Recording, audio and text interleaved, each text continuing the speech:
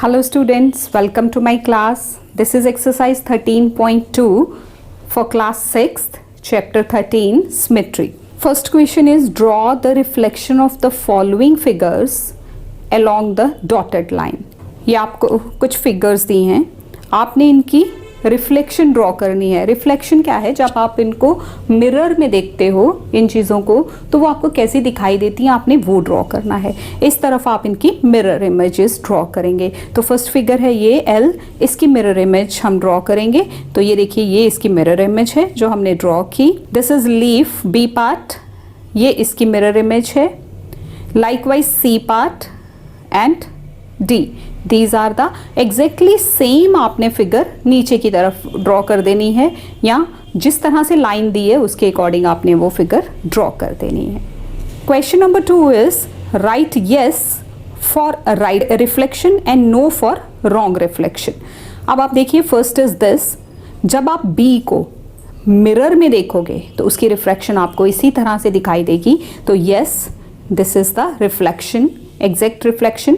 ये एल है, एल भी आप ऐसे ही, क्योंकि मिरर में आप जब भी देखते हो तो मिरर में क्या होता है, लिटरल इन्वर्जन होती है. लिटरल इन्वर्जन मतलब राइट आपको लेफ्ट दिखता है, लेफ्ट आपको राइट दिखता है. मिरर के सामने आप खड़े हो जाइए, अगर आप अपना राइट हैंड ऊपर उठाएंगे तो आपको लगेगा कि जो मिरर के अंदर जो रिफ्लेक्शन दिख रही है वो लेफ्ट हैंड ऊपर उठा रही है.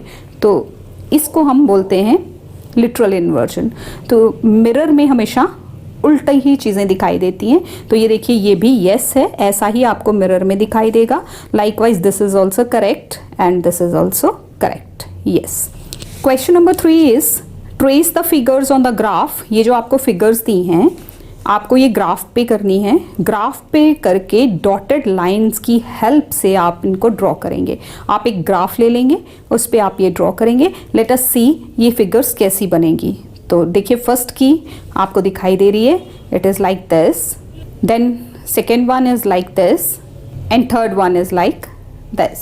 With this exercise 13.2 is finished. Now here are some MCQs. Some multiple choice questions are also here, MCQs. An equilateral triangle has dash lines of symmetry. अभी हमने पीछे डिस्कस किया फर्स्ट एक्सरसाइज में 13.1 में कि इक्विलेटरल ट्राइंगल की 3 lines of symmetry होती हैं. तो B is the right option. A rectangle has dash lines of symmetry. Rectangle में 2 lines of symmetry. A square has dash lines of symmetry. Square में कितनी lines of symmetry थी? That is 4. D is the right option. An isosceles triangle has, isosceles triangle कौन सा? जिसमें 2 sides equal थी. तो उसमें याद कीजिए, recall कीजिए कितनी lines of symmetry थी? Yes, that is 1. A circle has dash lines of symmetry. मैंने 13.1 में आपको एक्सप्लेन किया कि सर्कल के अंदर बहुत सारी लाइंस ऑफ सिमेट्री होती है जिनको आप काउंट भी नहीं कर सकते. तो that is infinite many lines of symmetry. और rhombus has 2 lines of symmetry. और रेगुलर हेक्सागन, देखिए word regular is used. Regular मतलब all the sides equal, hexagon मतलब 6 साइडेड फिगर. तो उसकी कितनी लाइंस ऑफ सिमेट्री होंगी? 6. The mirror reflection of name Arun, ARUN. अगर आप इसको मिरर के आगे रख के देखेंगे तो आपको क्या होगा, ये N पहले दिखेगा, वो भी उल्टा, U फिर दिखेगा, R देन वो भी उल्टा, और A और U एज इट इज दिखेंगे, N and R are inverted. So B is the right option.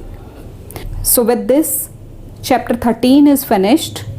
Thank you so much for watching this video. Thanks a lot, students.